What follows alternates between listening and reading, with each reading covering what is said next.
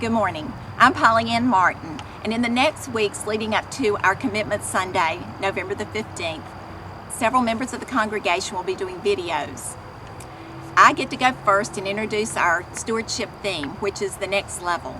It's about taking our church to the next level of discipleship, the next level of fellowship, the next level of stewardship, the next level of missions, the next level as a church family. It's about taking our church up and out into the community. Thinking about that, I want to ask you a question. What if as a church family we were 100% committed to taking our church to the next level? Since this is a stewardship campaign, what if we were 100% committed to turning in our pledge cards?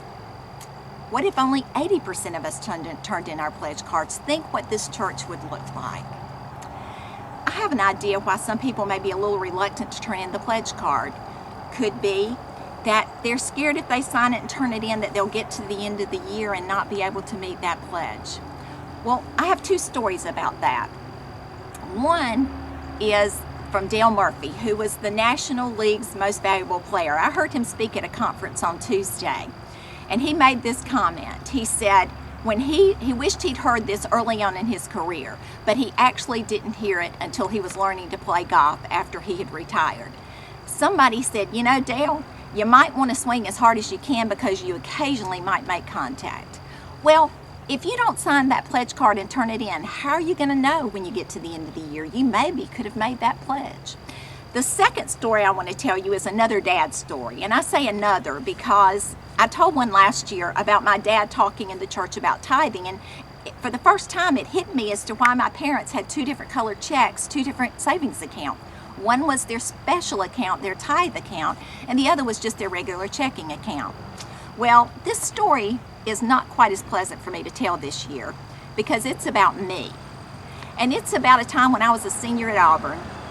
And whether it was senioritis or whether it was carelessness, I just didn't register my checks. I would write them and not register them and write them and not register them. And yes, you can guess what happened.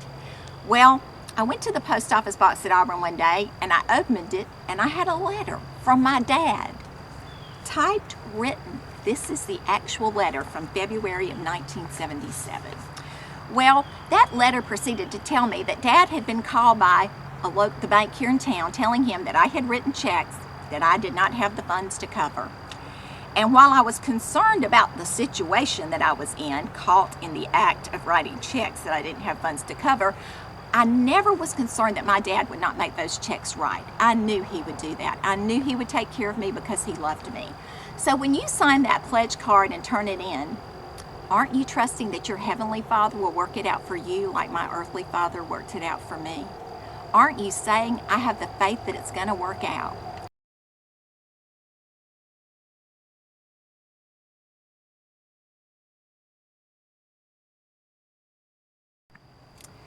Well, the story doesn't end there, and the letter didn't end there, because you see, there was some discipline that went along with my dad covering those checks.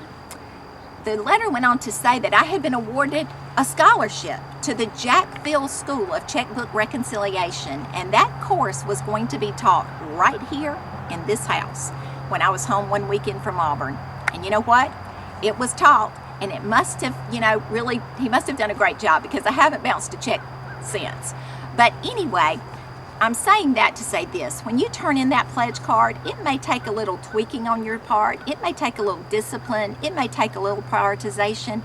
But I've seen it too many times, and I've heard too many people say that if you give your first fruits to the Lord, He'll take care of the rest. So what I'm asking is to go back to my original question. What if?